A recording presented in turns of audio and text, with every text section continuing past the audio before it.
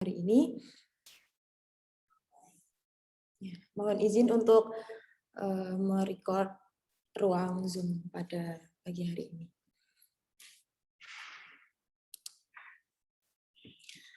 Peraturan yang pertama yaitu peserta harus sudah memasuki ruangan 15 menit sebelum sosialisasi berlangsung. Yang kedua, silahkan teman-teman, Bapak dan Ibu mematikan mikrofonnya ketika sosialisasi sedang berlangsung, kecuali saat tanya jawab. Yang ketiga, bagi Bapak Ibu yang sinyalnya memungkinkan, bisa menghidupkan videonya. Seperti itu, terima kasih Bapak dan Ibu.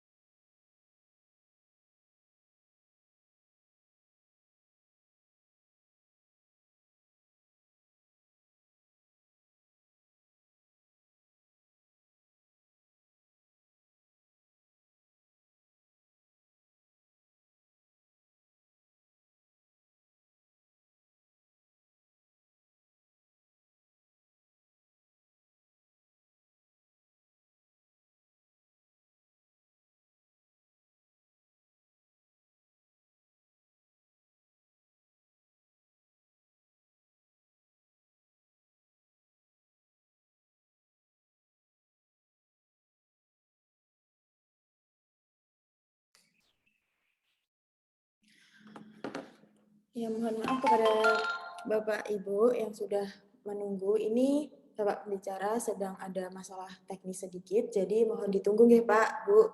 Sebentar lagi beliau akan join bersama kami.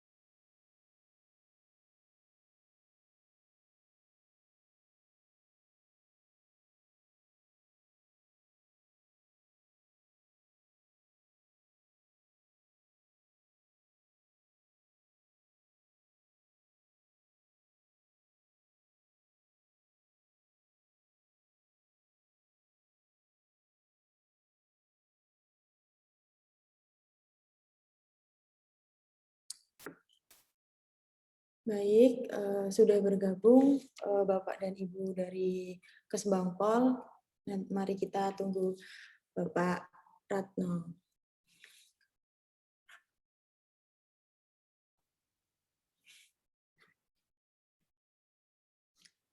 Selamat pagi Bapak AB, DPL kami. Sehat Pak? Alhamdulillah sehat. Sehat. Nana, sehat kan?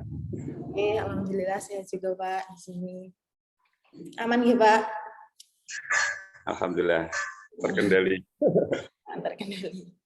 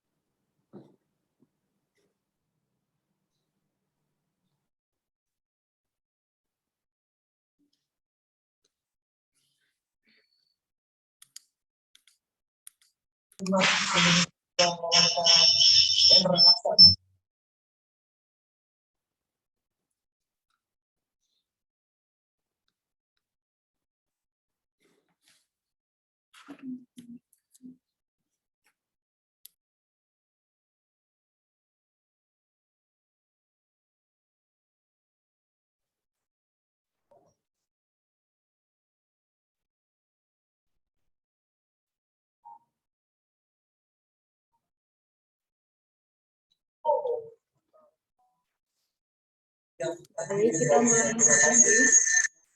Apakah Bapak dan Ibu dari kantor Kesbangpol sudah siap? Oke. Ya, selamat datang Pak Ratno, selamat pagi. Selamat pagi. Oke, selamat pagi. Saya akan mulai ya Pak. Teman-teman semuanya dan para peserta sudah siap. Baik. Assalamualaikum warahmatullahi wabarakatuh. Waalaikumsalam warahmatullahi wabarakatuh. Salam sejahtera untuk kita semua. Baik. Yang saya hormati Bapak Kepala Kesbangpol, Bapak Suratno SHMH, yang saya hormati pula kepada Bapak Sugiyatno, Kepala Desa Sembungan, dan yang saya hormati pula Bapak Bimbingan Lapangan kami, Pak Arif Budiman, Pak AB. Tidak lupa kami mengucapkan terima kasih kepada seluruh peserta yang telah mengikuti kegiatan pada pagi hari ini. Baik, pertama-tama, marilah kita panjatkan puji syukur kehadirat Allah Subhanahu wa taala yang telah melimpahkan rahmat dan hidayahnya sehingga kami di sini bisa mengadakan acara sosialisasi PPKM ini dengan keadaan sehat. Amin ya rabbal alamin. Baik. Saya ingatkan kembali dalam sosialisasi pada pagi hari ini nanti para peserta untuk mematikan mic-nya, kalau memungkinkan silahkan menghidupkan videonya seperti itu. Baik, perkenalkanlah saya untuk memperkenalkan diri saya Novia Asfabiladina. Teman-teman memanggil saya Lala, saya asli Boyolali, saya KKN PPM UGM 2021, saya angkatan 2018 dan saya Fakultas Kehutanan. Seperti itu. Baik, selanjutnya saya akan bacakan susunan acara pada pagi hari ini.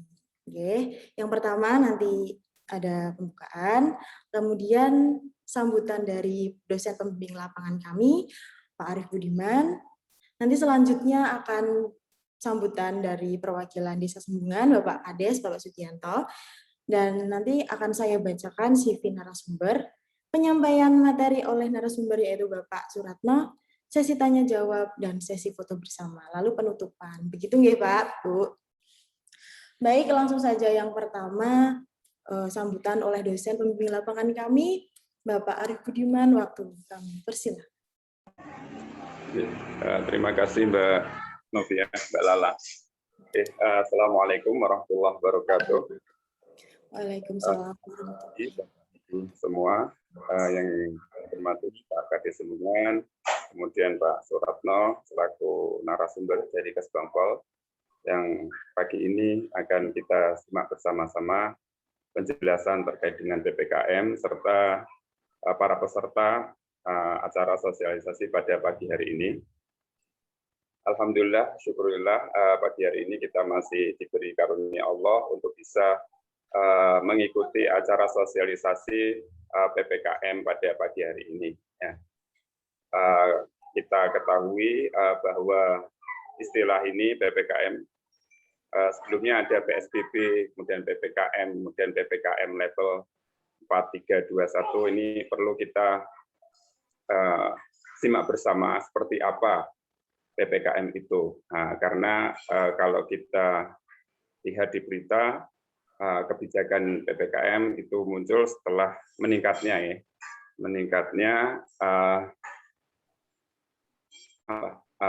pasien COVID atau korban COVID selama bulan Juni, sejak Mei kata Bu Dinkes minggu yang lalu. Nah, itu ada peningkatan, kemudian pemerintah setahu saya kemudian menyikapinya dengan PPKM ini. Nah, ini perlu kita simak bersama seperti apa PPKM itu. Kalau dari kepanjangan PPKM itu kan pemberlakuan pembatasan kegiatan masyarakat. Nah, ini karena ada kegiatan masyarakat, ini yang perlu kita harus ketahui, karena kalau tidak salah biasanya di Jawa ini kalau di bulan Idul Hijjah atau bulan besar sebelum Muharram ini biasanya banyak melakukan acara-acara hajatan, entah itu nikahan dan sebagainya. Nah, bagaimana kalau ketika PPKM seperti ini? Apakah boleh atau bagaimana? Nah, itu yang perlu kita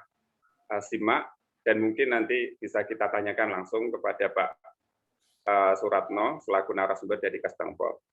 Mungkin itu yang bisa saya berikan dalam sambutan ini. Selamat bagi peserta untuk menikmati acara sosialisasi ini. Semoga dari sosialisasi ini kita bisa membantu pemerintah dalam menanggulangi COVID-19 di Indonesia. Terima kasih.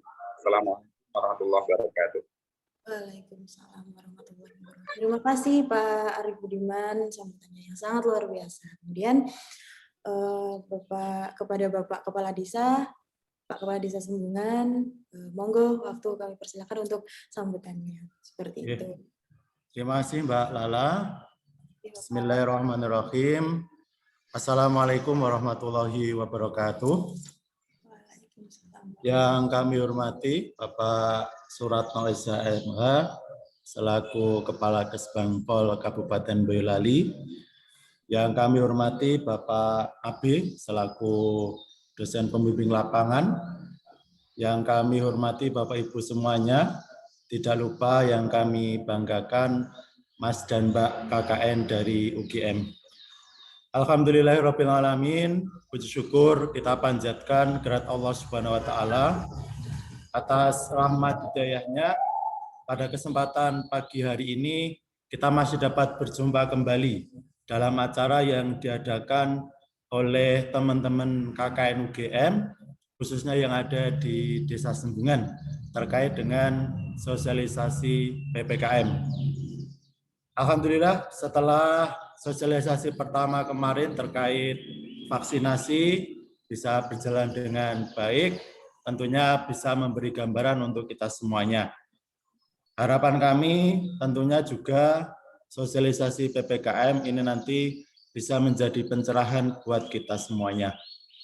Di awal sudah disampaikan dari Bapak dosen pembimbing apa itu PPKM, yang jelas sebagai kata pengantar dari kami, PPKM ketika itu dilaksanakan di desa, khususnya Sembungan, itu memang lumayan sulit. Artinya setiap minggu, setiap RT itu rutin mengadakan sebuah aktivitas, entah itu yasinan, perkumpulan pemuda, PKK, semuanya ada. Akan tetapi selama pandemi, satu persatu aturan itu ada dan kita sosialisasikan kepada masyarakat.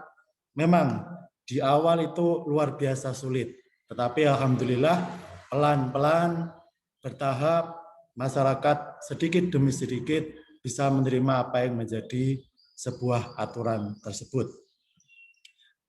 Kemudian yang perlu kami sampaikan kepada Bapak Kepala Kesbangpol, khususnya sebagai pengalaman kami di lapangan, bahwa untuk saat ini, apa yang disampaikan dari Pak Abi tadi terkait hajatan, ini kami memberi apresiasi kepada semua instansi yang ada di Kabupaten Boyolali, dari kecamatan, Kesbangpol, dan lain sebagainya. Karena sampai saat ini, beberapa waktu terakhir ini, kekompakan itu ada. Berbeda dengan pada awal pelaksanaan PPKM.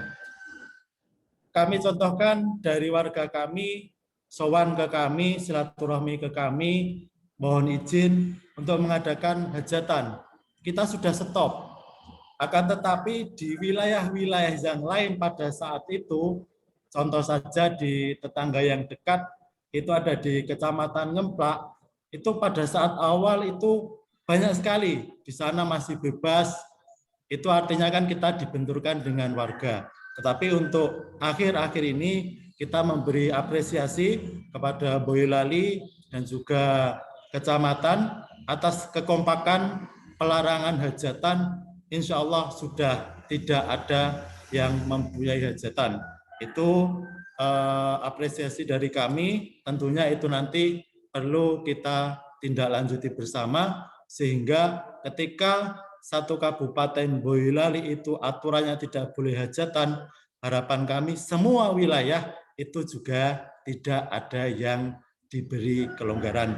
Mohon maaf, sebagai pengantar itu dulu, nanti bisa kita tindak lanjuti.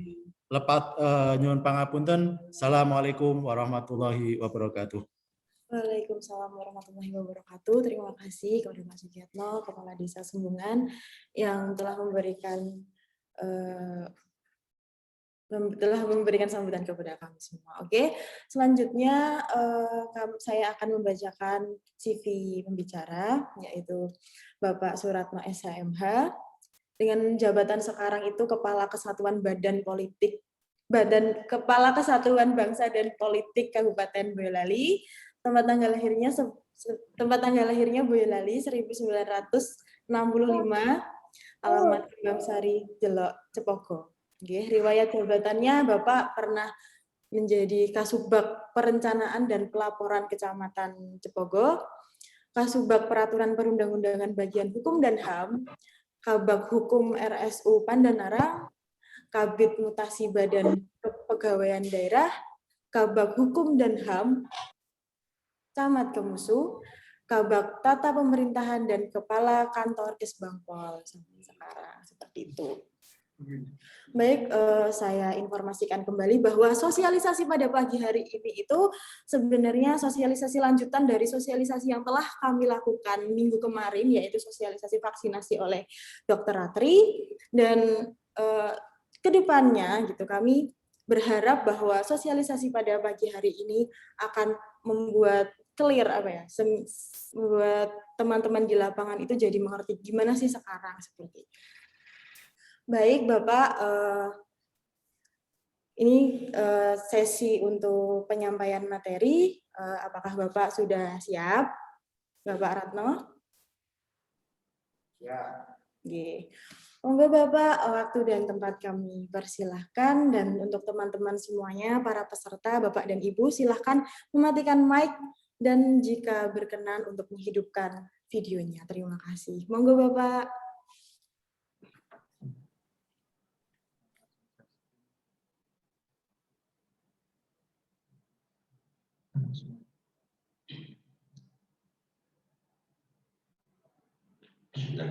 Assalamualaikum warahmatullahi wabarakatuh. Selamat pagi, salam sejahtera bagi kita semuanya. Om Swastiastu, Namo Buddhaya, salam kebajikan.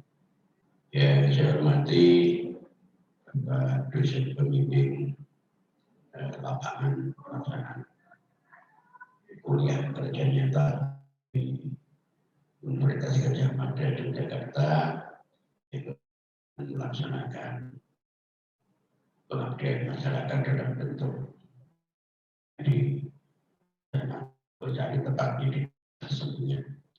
Yang nanti Bapak Kepala Desa Sumpungan beserta jajaran dan yang bisa saya yakini anak-anak saya, adik-adik saya, mahasiswa yang melaksanakan KKN di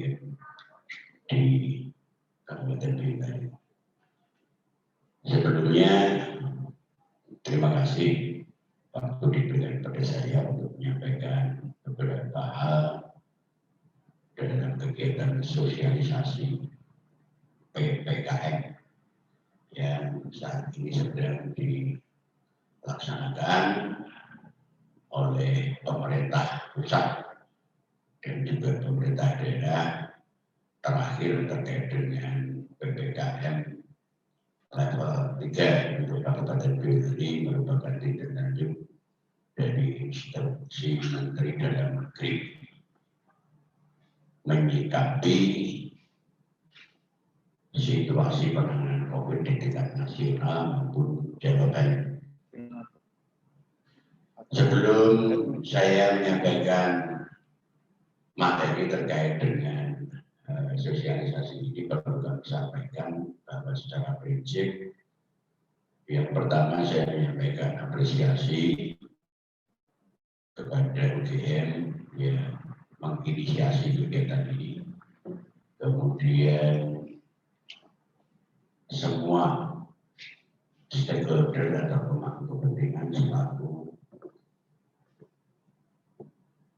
unsur pemerintah dalam hal satuan tugas di semua tingkatan, baik dari tingkatan RT, Satgas Joko Tonggo, Satgas penanganan COVID tingkat desa, tingkat kecamatan, dan rekan-rekan Satgas penanganan COVID tingkat Kabupaten Bintan. Peran serta yang sedemikian tidak mengenal lelah, dan kita semuanya berdasarkan self-assessment atau penilaian terhadap diri sendiri untuk melakukan perbaikan bagaimana tata kelola di dalam kita menghadapi bencana alam COVID-19 yang mulai bulan Januari 2020, tepatnya sekitar bulan Maret, mulai masuk ke Bintan ini dari waktu ke waktu secara regulatif untuk melaksanakan penanganan adanya wabah penyakit atau COVID-19 yang sudah menjadi pandemi global ini kita laksanakan bersama-sama. Prinsip bahwa perlu kita sadari COVID-19 tidak akan dapat berakhir kecuali atas izin Allah dan upaya kita bersama.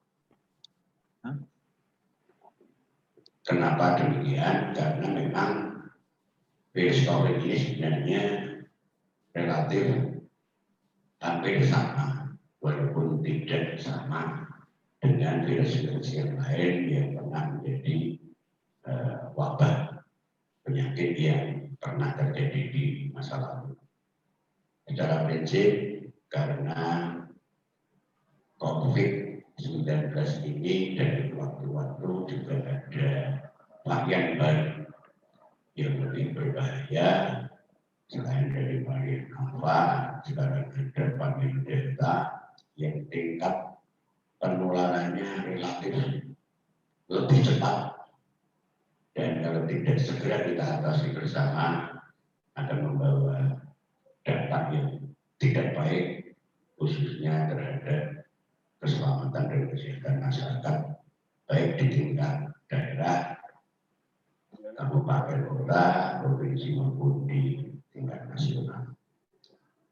Yang jadi penting bahwa kebijakan pembatasan pemberlakuan kegiatan masyarakat ini dari waktu ke waktu sejak awal adanya pandemi ini mengalami perubahan-perubahan. Perubahan ini terjadi karena adanya perkembangan hasil pengendalian penanganan COVID yang perlu adanya pengetatan lebih terhadap aktivitas dan kegiatan masyarakat di dalam kerangka untuk memutus mata rantai penyebaran COVID-19 khususnya di Jawa Timur. Nanti dalam materi akan kami sampaikan secara berkelanjutan berkaitan dengan kebijakan yang telah diambil oleh pemerintah Kabupaten Binani melalui Satuan Tugas Penanganan COVID-19 dengan kabupaten bersama seluruh elemen satuan tugas di semua tingkatan.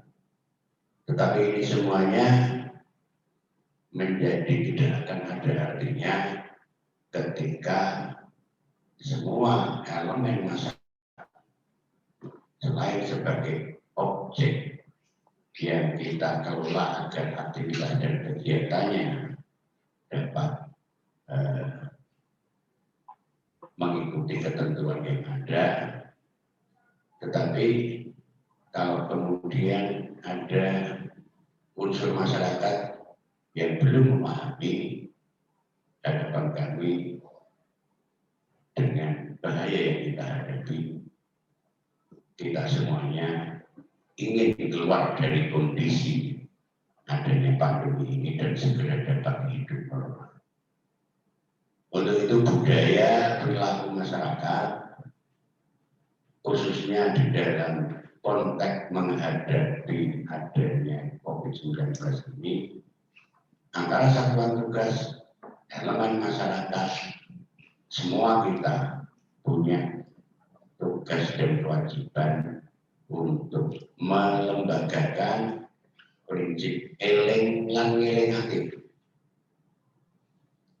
Ini menjadi penting.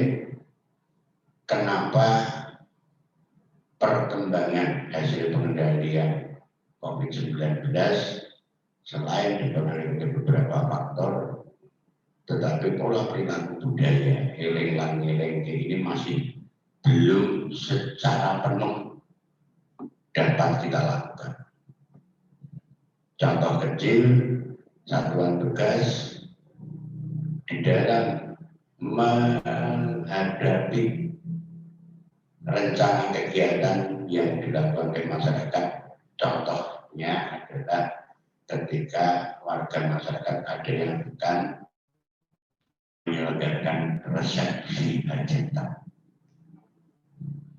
Kami berharap dengan kegiatan sosialisasi ini kepada seluruh elemen masyarakat, anak-anak peserta KKN dan stakeholder terkait dalam penanganan COVID ini dapat secara bersama-sama sesuai dengan kapasitas, kompetensi dan kewenangannya ini berjuang bersama-sama.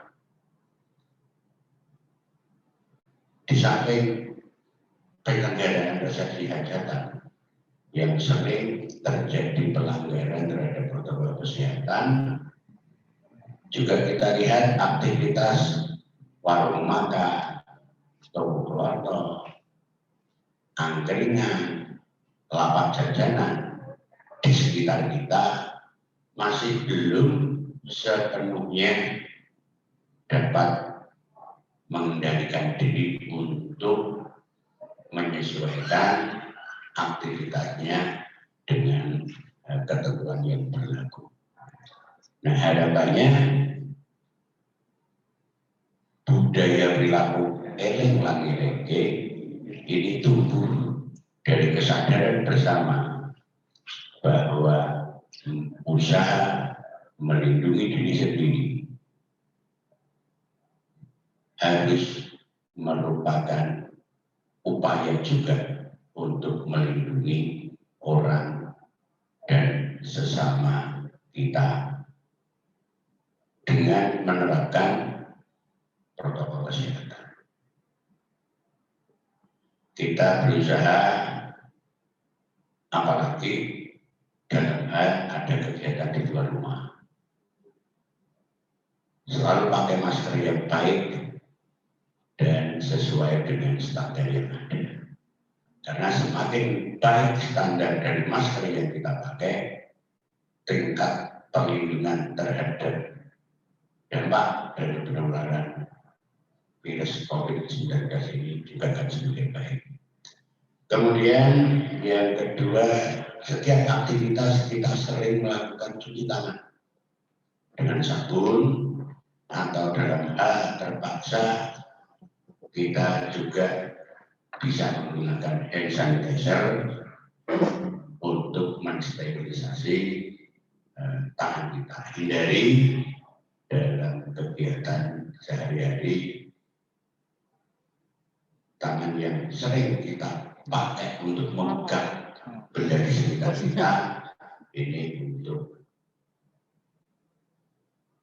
mengusap mulut, hidung maupun mata.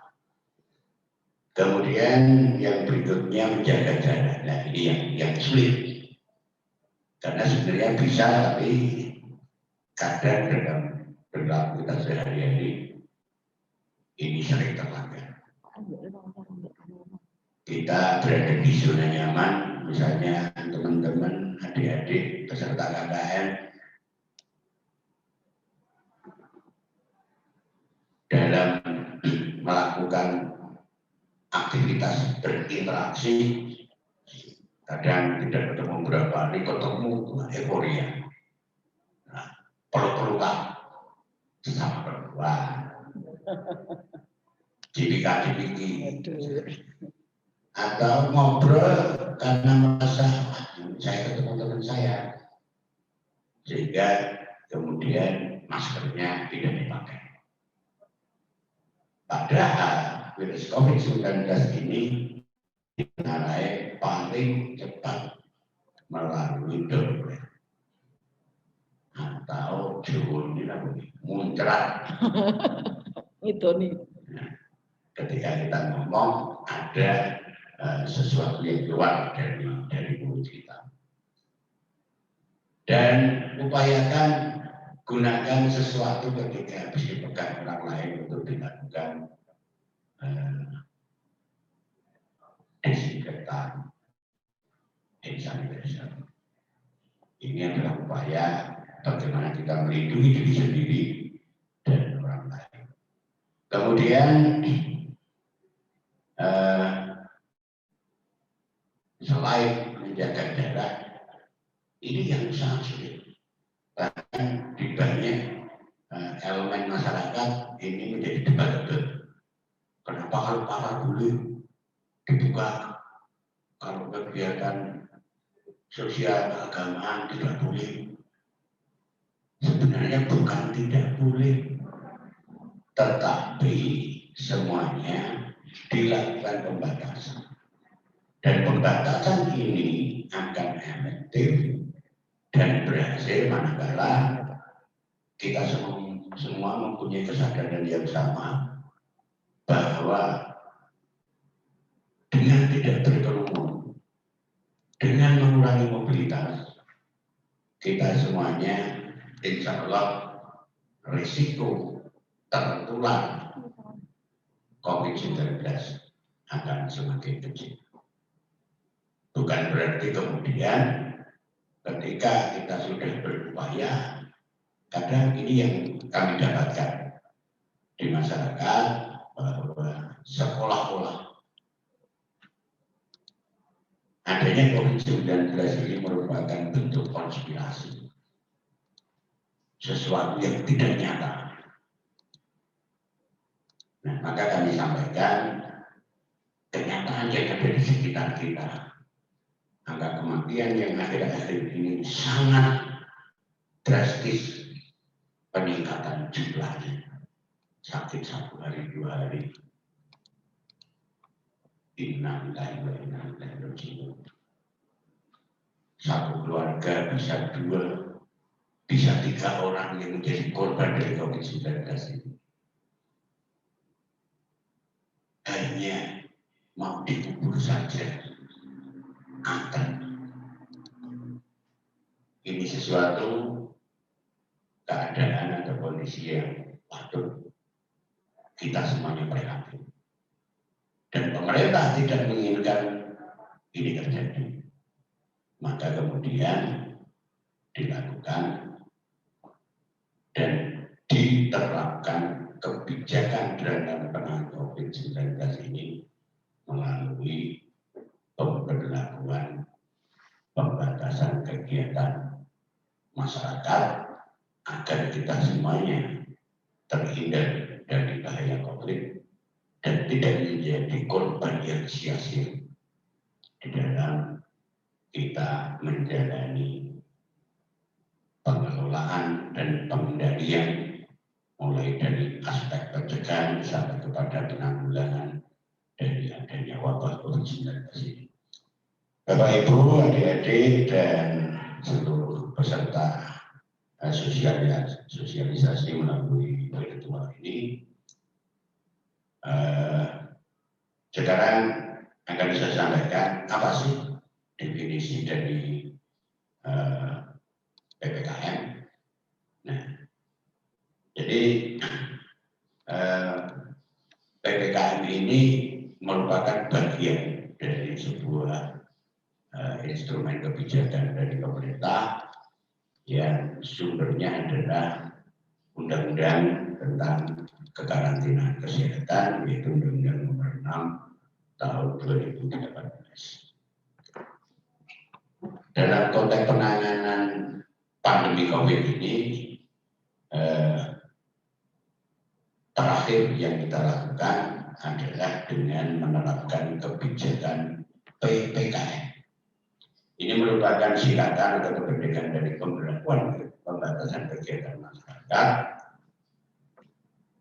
yang kebijakan ini diambil secara sementara untuk membatasi dan mengatur lebih ketat segala aktivitas masyarakat dalam rangka penanggulangan COVID-19.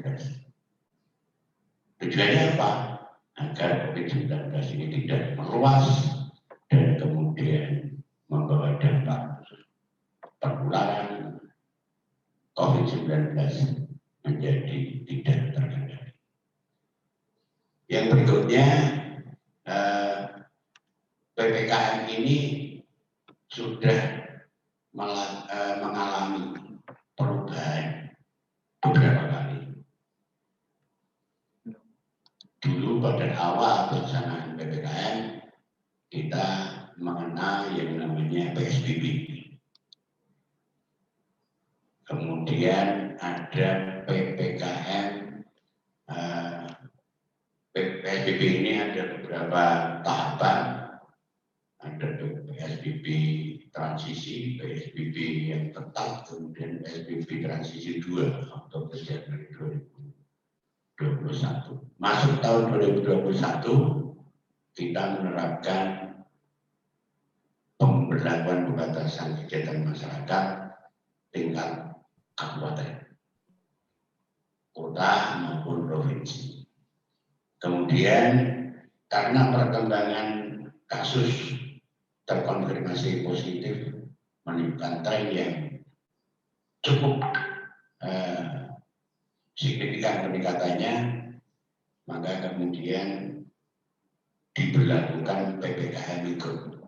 Dikandung maksud bahwa PPKM di tingkat kabupaten kota yang belum efektif ini pembatasannya kemudian menjadi secara wilayah dipersulit, yaitu yang disebut sebagai PPKM Mikro, di mana dalam PPKM Mikro ini cakupan wilayahnya, kriteria zonasi sebuah wilayah ini sampai kepada tingkat RT.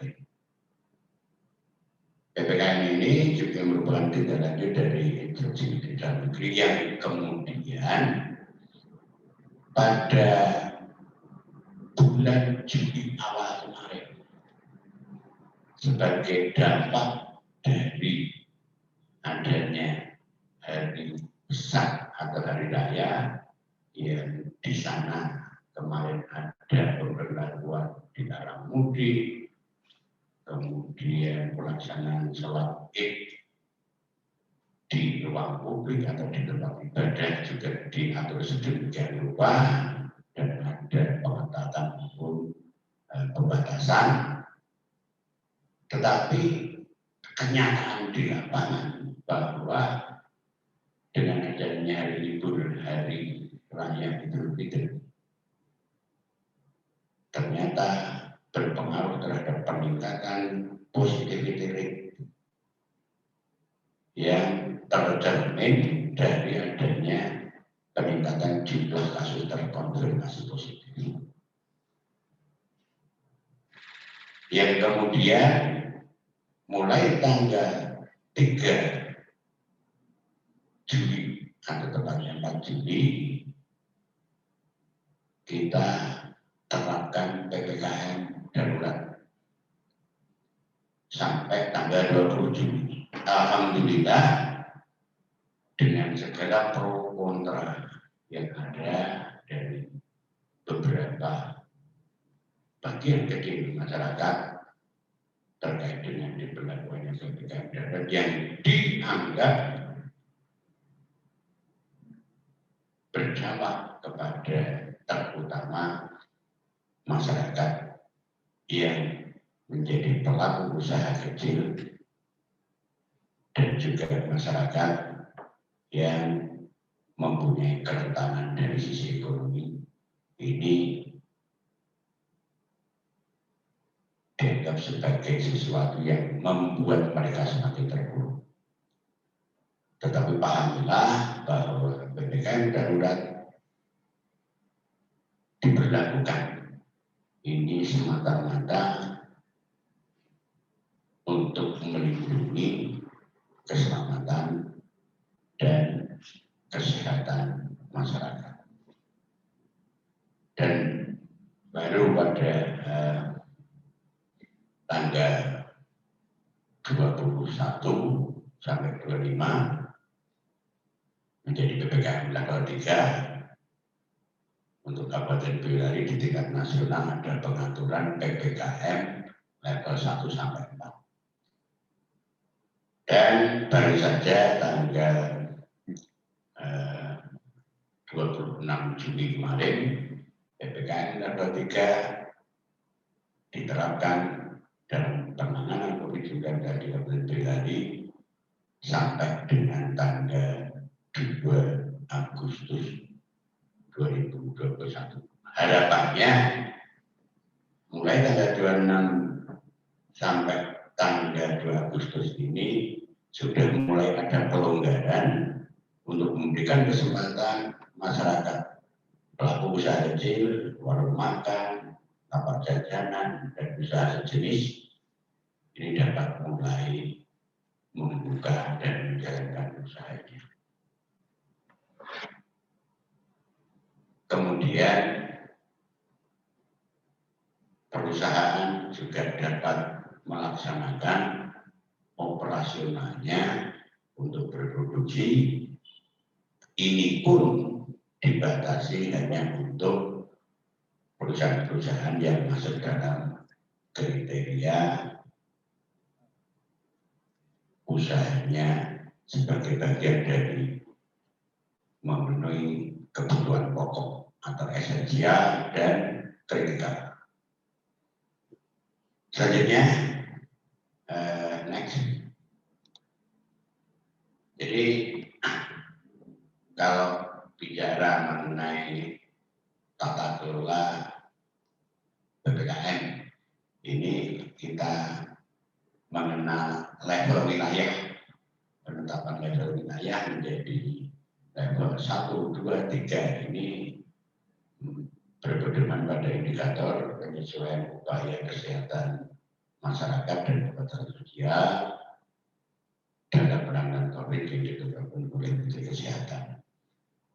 Kemudian Boyolali saat ini sesuai dengan Inmendagri dan Instruksi Gubernur melaksanakan tata kelola dalam COVID ini melakukan PPKM level 3 menjadi wilayah aglomerasi yang menjadi satu kesatuan dalam wilayah yaitu Solo Raya, ini semuanya masuk dalam ketentuan. Next.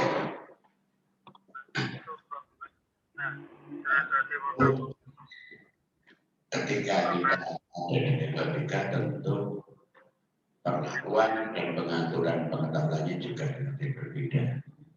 Nah, untuk Jawa Tengah ini nanti dapat dibaca sendiri mana yang tiga dan mana yang level 4. Mas.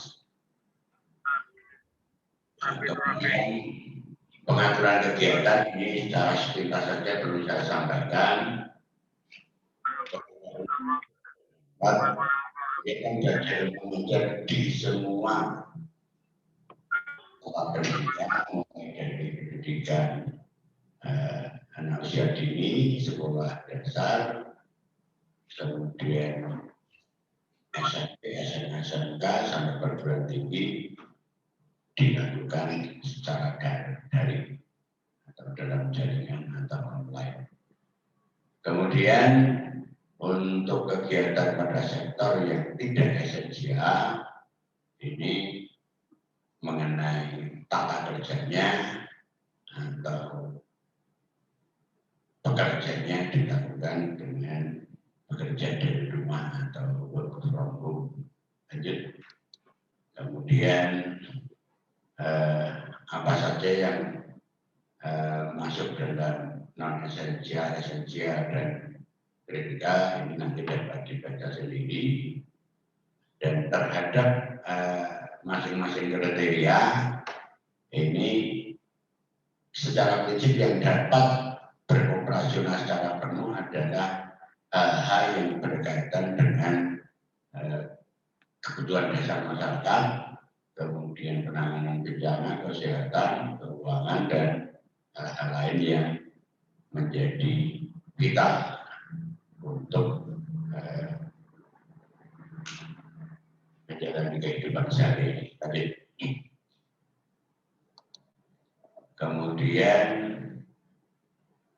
ini industri yang masuk kritik esensial maupun kritikal, ini bagaimana melaksanakan produksinya, ini juga diatur. Lanjut Mas.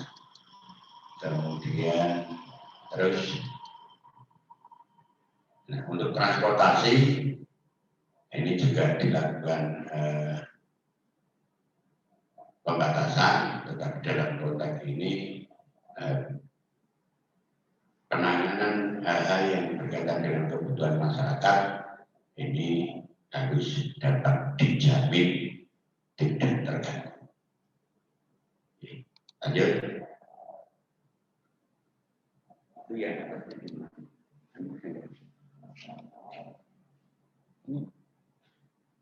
Apa tabel ini bisa apa di ini?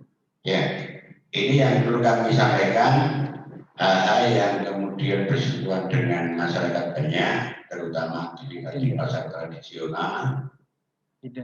Kemudian hal yang berkaitan dengan aktivitas dari pelaku usaha kecil ini diberikan kesempatan untuk mulai operasional, tetapi dengan pengetatan protokol kesehatan dan juga pembatasan waktu operasional maksimal seperti yang ada di dalam instruksi Bupati nomor 5 yang secara tekstual kita sampaikan saat ini. Nah, harapannya terhadap operasional dari pelaku usaha di tataran lapangan ini, harapan kami budaya eling-elingake ini dapat diterapkan. Misalnya ada yang bertanya kepada saya, Pak, kalau warung makan waktu dapat operasional hanya dengan pesan antar atau take away, itu jam operasionalnya jam berapa Pak? Sebenarnya ini sesuatu hal yang tidak perlu ditanyakan. Kalau semua kita memahami bahwa yang tahu jam operasional, kecuali kalau usaha itu sudah berizin, tetapi sebagian besar usaha kecil, terutama pedagang kaki lima, angkringan kecil-kecil lagi dan sebagainya, ini kan rata-rata tidak berizin, tidak mempunyai perizinan. Nah, sehingga yang tahu jam operasionalnya siapa? Ya sebenarnya masyarakat setempat. Masyarakat setempat, kemudian karena di setiap lingkungan itu ada satuan tugas. Nah, harapan kami satuan tugas yang ada di tingkatan lingkungan Jogotongo maupun desa ini budaya nilai-nilai ini harus dikembangkan. Jadi kalau ada tetangga kita usaha warung makan misalnya, biasanya sudah tutup, Pak. Ini malah dengan adanya pandemi malah tidak tutup. Jam operasionalnya biasanya jam 9 sudah berhenti operasional, sekarang malah sampai jam 11.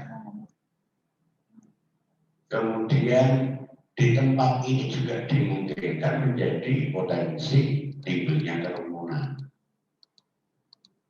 Maka kemudian satuan tugas dan juga semua elemen masyarakat harus mempunyai kesadaran yang sama kalau kita mau cepat-cepat keluar dari situasi pandemi.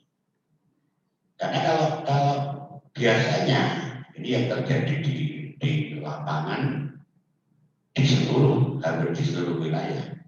Kalau tetangganya ngiling tetangganya itu nanti kalau tidak kebenaran ujung-ujungnya kayak pribadi. Nah ini yang sering terjadi. Jadi kalau ngiling lah orang kosong, batu itu yang terjadi. Maka memang harus dengan cara-cara pendekatan yang humanis, bahwa ini semata-mata untuk keselamatan bersama. Kita tidak akan pernah tahu kita yang ada di lapangan, masyarakat yang terpapar itu datangnya dari mana, tidak tahu. Tahu-tahu kalau yang kebetulan mempunyai penyerta atau komorbid yang beda.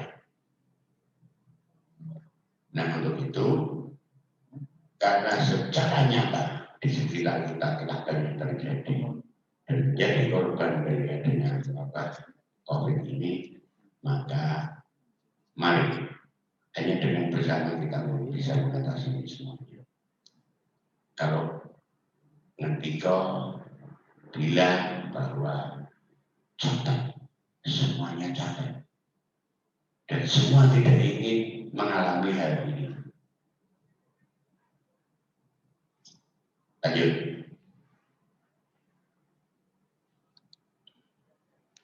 Ya, menurut kami beberapa kegiatan yang nanti dapat dibaca sendiri dari materi ini, karena ini sebenarnya hanya merupakan copy paste dari adanya instruksi bupati. Secara prinsip yang perlu saya sampaikan bahwa ayo kita upayakan bersama untuk melembagakan aturan ini dapat dilaksanakan secara optimal. Ukurannya optimal apa? Kalau kemarin yang tidak pernah ngelengke, ya mulai mencoba ngelengke. Yang kemarin sering bergudul atau mau menangnya sendiri, mau benernya sendiri, ya mulai kita kurang. Karena apa? Untuk tetap bertahan dari adanya wabah ini, kita tidak bisa mengandalkan ini benar ini salah. Tetapi seberapa kita peduli kepada keselamatan keluarga kita, diri kita, dan keselamatan orang lain. menjadi pintar itu baik, tetapi menjadi lebih bijaksana menurut kami dalam menghadapi situasi pandemi COVID ini adalah pilihan yang bijaksana dan lebih baik. Kadang masyarakat melihat kejadian di lapangan, tim dari Satuan Tugas Penanganan COVID di tingkat kabupaten bersama kecamatan, Pak Lurah, Pak Desa harus membubarkan orang menyelenggarakan hajatan. Ini kami sebenarnya tidak ingin. Tetapi kalau ini dibiarkan, ini akan menimbulkan ancaman yang serius bagi keselamatan masyarakat kita semuanya.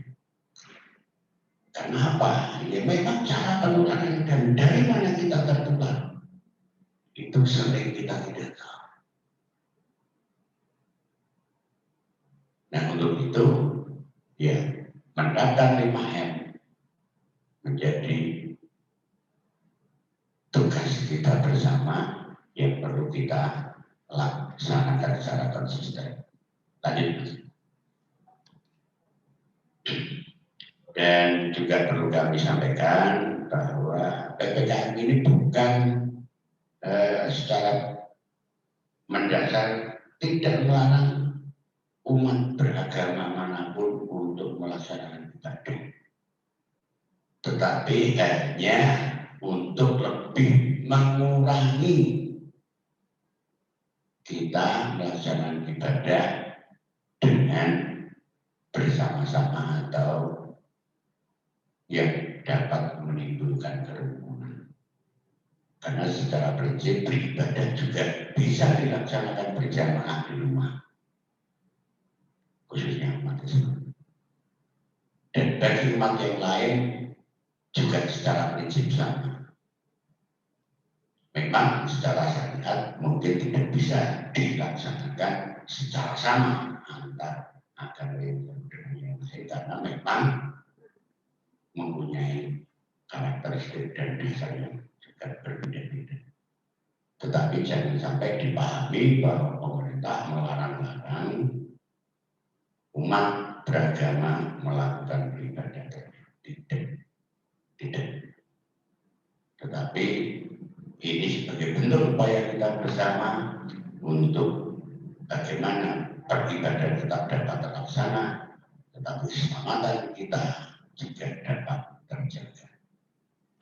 Karena mencari keutamaan dari sisi yang kita beragama akan lebih utama kalau kita dapat mencegah dan melindungi keselamatan diri kita sendiri serta orang lain. Ini yang patut kita lakukan. Nah untuk itu kalau bicara dinamika penanganan COVID-19, tentu saya berharap aktivitas yang mempunyai potensi baik itu pasar, kemudian aktivitas kegiatan sosial, kemasyarakatan dan keagamaan, kumpulan, yasina, kemudian rapat-rapat, di ketentuan sebenarnya sudah jelas. Pada waktu belum pengetatan seperti sekarang, ketika aktivitas sosial kemasyarakatan boleh dilaksanakan, tetapi tetap dalam koridor sesuai kapasitas keuangan dan juga menerapkan protokol kesehatan. Jadi juga jangan dipaksakan. Satu RT anggotanya 50 kakak, kita punya rumah, delalah dapat jatah menjadi tuan rumah dalam pelaksanaan kumpulan. Kalau cukupnya hanya untuk kumpul dengan jarak 1,5 meter atau 1 meter hanya untuk 15 orang, ya jangan dipaksakan 50 orang masuk dalam ruangan. Kalau ada kegiatan hajatan di depan orangnya sedikit, tapi yang lewat bergerombol di belakang banyak, durasinya panjang lagi. Ini yang sering kami temukan. akan lebih menjadi dinamis. Saya berharap ketika kita semuanya dapat menggali dari tata cara Bapak. Tapi kalau tidak ada, alhamdulillah harapan kami nanti kalau ada pertanyaan, karena saya juga ada kegiatan yang lain, saya berharap dapat disampaikan melalui disampaikan ke panitia untuk diteruskan kepada kami. Saya kira itu yang dapat kami sampaikan. Pesannya adalah tetap konsisten dan komitmen untuk menerapkan protokol kesehatan. Semua standar operasional prosedur ketika di luar rumah, kembali ke rumah, kita ketemu orang, semuanya coba kita pahami bersama dan kita laksanakan. Jangan memakai masker hanya dilaksanakan ketika ditegur petugas. Setelah yang menegur balik atau sudah lewat, maskernya dilepas lagi. Berkerumun atau beraktivitas usaha ketika didatangi dan ditertibkan petugas tutup. Setelah yang menentukan pergi, buka lagi. Ini banyak yang terjadi di lapangan. Harapan kita dengan kebersamaan dan secara bersama-sama kita bisa melawan COVID ini. Yakin itu dan harapannya atas ridho dan izin Allah Subhanahu wa Ta'ala Tuhan Yang Maha Kuasa kita dapat melewati ini dengan selamat. Salam sehat untuk semuanya. Terima kasih atas perhatiannya. Tetap jaga semangat dan pada saudara-saudara kita yang sakit dan terpapar adanya virus COVID-19, semoga segera diringankan dari sakitnya dan diangkat penyakitnya oleh Tuhan Yang Maha Esa Subhanahu wa Ta'ala. Amin. Terima kasih. Saya kembalikan kepada Mbak Nala dan kalau ada kekurangan dan kesalahan yang menjadikan tidak berkenan kepada Bapak Dirjen Pembimbing, Pak Desa dan semua peserta yang ada, saya mohon maaf yang sebesar-besarnya. Assalamualaikum warahmatullahi wabarakatuh. Waalaikumsalam warahmatullahi wabarakatuh. Terima kasih Pak Ratno atas penyampaian yang sangat luar biasa. Nah ini saya harap supaya teman-teman peserta dan Bapak Ibu yang lain bisa mendapatkan insight yang lebih seperti itu. Nah untuk teman-teman silahkan nanti kalau ingin bertanya monggo untuk menuliskan pertanyaan lalu mengirimkan kepada kami, boleh di via chat Zoom ini. Nanti akan kami pilih 4 orang untuk mendapatkan hadiah dari KKN PPM UGM. Seperti itu Bapak. Nanti kami akan teruskan ke Kesbangpol seperti itu. Nah, kami tunggu pertanyaan dari teman-teman semua sampai nanti malam, dan sosialisasi pada pagi hari ini akan kami upload di YouTube Desa Sembungan dan akan kami juga upload di Instagram KKN PPM UGM Sinergi Nogosari seperti itu. Nah, ini dari Kesbangpol sudah mengirimkan beberapa materi yang tadi disampaikan oleh Pak Ratno untuk silakan di-download nanti bagi teman-teman yang sudah masuk grup sosialisasi pada siang hari ini kami akan sampaikan di situ pula seperti itu. Baik Bapak, sebenarnya kami akan menyerahkan cenderamata secara simbolis, tetapi karena kita jauh ya, jadi nanti kita akan kirimkan beberapa hari setelah ini, mungkin akan datang ke kantor seperti itu Bapak. Oke, kami mengucapkan terima kasih kepada Bapak Ratno dan Bapak Ibu Kesbangpol yang sudah memberikan waktunya kepada kami. Mungkin kita akan foto bersama dulu. Untuk teman-teman dan Bapak Ibu peserta, silahkan menghidupkan videonya. Monggo. Untuk panitia sudah disiapkan. Halo teman-teman panitia, sudah disiapkan ya? Kita akan foto bersama. Yuk silahkan online on cam. Bisa teman-teman kalau bisa online silahkan on cam. Ya ini ada.